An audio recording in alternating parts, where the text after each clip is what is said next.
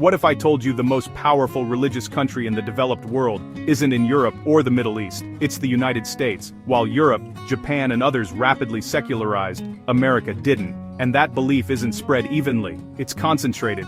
There's a stretch of land across the American South where religion isn't just personal, it's cultural, it's political, it's embedded in every part of life. So the real question isn't whether America is religious, it's why this one region became so intensely religious that it's been shaping American politics, identity, and global influence for over 200 years. And it shows no sign of slowing down. In Mississippi alone, 89% of people consider themselves religious.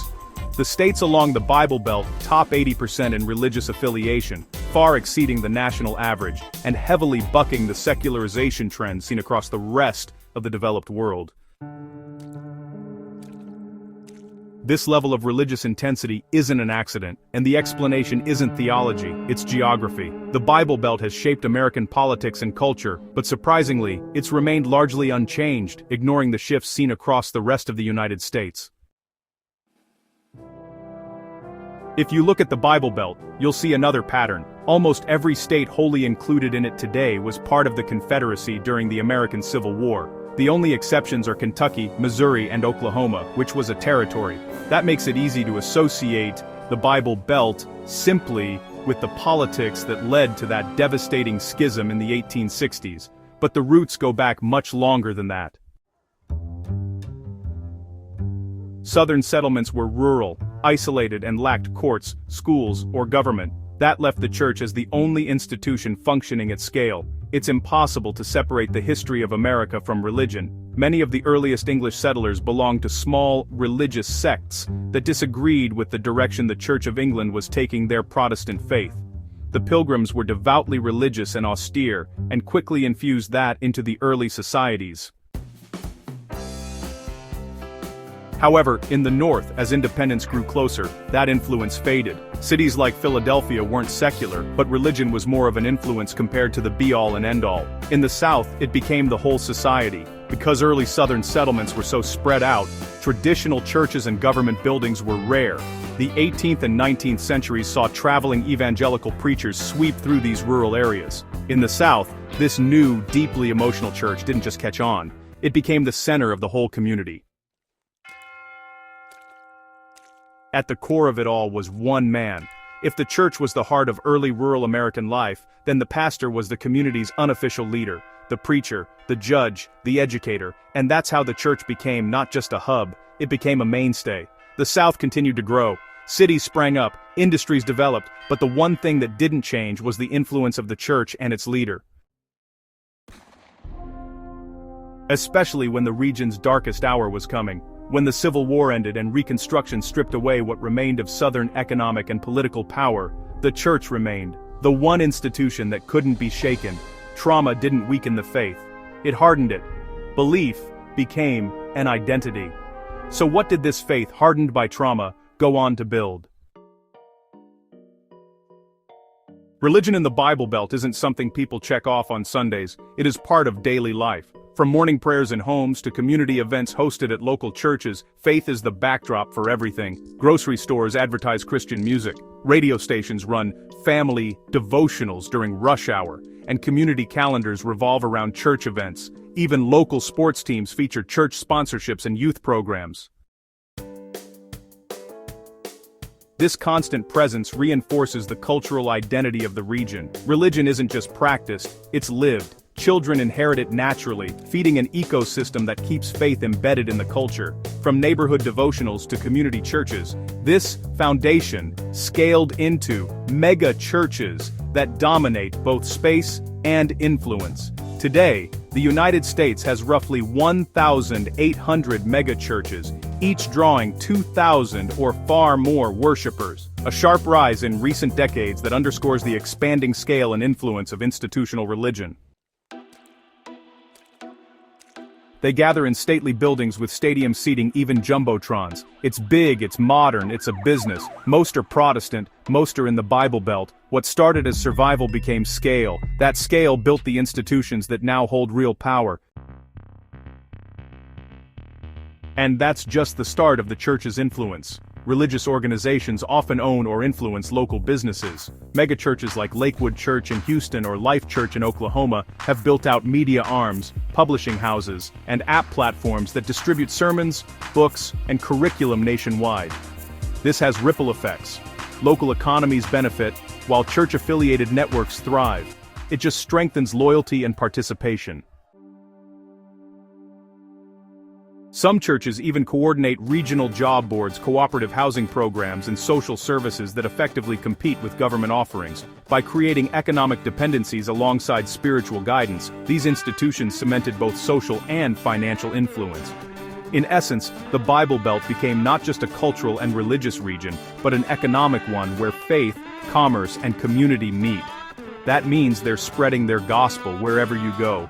Because once institutions scale, they extend beyond geography. The church being involved in other efforts outside of worship isn't new. Charity drives, soup kitchens, community dinners, it's always there, it always has a presence, but other remnants of the church's influence are much larger. Thousands of independent kindergarten through 12th grade schools are run locally or by larger networks across the Bible Belt. The church also supports homeschooling with tailored curricula. It's an education system, one that's built outside the state. And the church's influence continues to expand. The healthcare system is part of the network. Nearly 1/5 of hospitals in the United States are religiously affiliated. The Georgia Infirmary in Savannah, Georgia, began as a segregated hospital for Black patients before becoming part of the St. Joseph's and Candler health system. While it is now open to all, the network maintains a strong connection to the religious institutions that founded them. As churches grew, their influence extended beyond community walls, into commerce, culture, and media, reaching far beyond the South. It became an empire. From airwaves to movie screens, the Bible Belt's influence stretches across the country. Christian radio and television networks broadcast sermons and music into millions of homes. Evangelical films draw audiences far beyond the South. Musicians sell millions of albums in tour arenas, turning faith into both art and business. Even nationally syndicated talk shows and podcasts carry themes born in the Bible Belt, shaping conversations coast to coast. Through media, the Belt exports its worldview, reinforcing regional identity and influencing national culture. Local survival has grown into a media powerhouse. It can shape conversations and social norms across the United States. The influence of geography-born faith isn't confined to the South. It has become a structural and cultural force with national reach. The church isn't just a Sunday thing, it's the backbone of a culture. And when a system touches everything, it becomes unavoidable. The church spent over a century building this network of community involvement. It offers alternatives to secular culture. It provided a moral guidance that allowed it to gain an outside influence in the Bible Belt. Infrastructure creates coordination. Coordination creates power. But the church didn't settle. It soon parlayed that same influence into political power. It became seen as a kingmaker for those seeking to get elected in the South. While the church had always been involved in politics, it began organizing more heavily in the late 20th century. But that doesn't mean the church was always in alignment. In the early 20th century, many evangelical groups were associated with progressive causes due to the church's history of advocacy for the poor. The Scopes trial, a heated clash over teaching evolution, fractured churches and quelled political involvement for a time. Decades later, a new generation of evangelical leaders, led by prominent televangelists, returned to the national stage, and they spoke as one with their goals. In the past, Christian advocacy groups may have been focused more on anti-poverty issues, but they later became laser-focused on social issues. They argued against what they saw as immorality in the culture. Hot-button Supreme Court decisions motivated them even further. Groups like Focus on the Family and the Moral Majority became major power players, playing a key role in the U.S. presidential election of Ronald Reagan in 1980, and Newt Gingrich becoming Speaker of the House. The Bible Belt doesn't just shape Southern culture, it shapes state and national leadership, as well as policy. Because a community that's forced to build its own institutions has lasting power. The church's influence in politics isn't straightforward for one big reason. It's illegal for tax-exempt organizations to endorse candidates directly. Pastors are careful not to breach their responsibilities to their parishioners and put the church's funding in jeopardy. But that's only a challenge for those pastors who don't know how to work around it. Sure, you can't say, vote for this candidate, but you can tell your parishioners exactly which issues God would want them to prioritize. Sometimes, it's all about how you divide things. Many religious leaders wear two hats, pastor and political organizer. As long as church finances stay separate, there's no legal conflict. This lets powerful organizations influence both faith and politics, with parishioners often active in each sphere. Today, Southern Christians are immersed in their faith every way they look. It isn't participation, it's immersion. The church has spent well over a century entrenching itself at the heart of community life in the Bible Belt. It looks unlikely to change anytime soon. Many people literally spend their life cradle to grave in the arms of the church. That's not a pattern that's easy to break. Today, the Bible Belt is more like a finger in the dam of American Christianity. Everywhere else the system weakened, here it held. In 1976, 91% of Americans identified as Christian.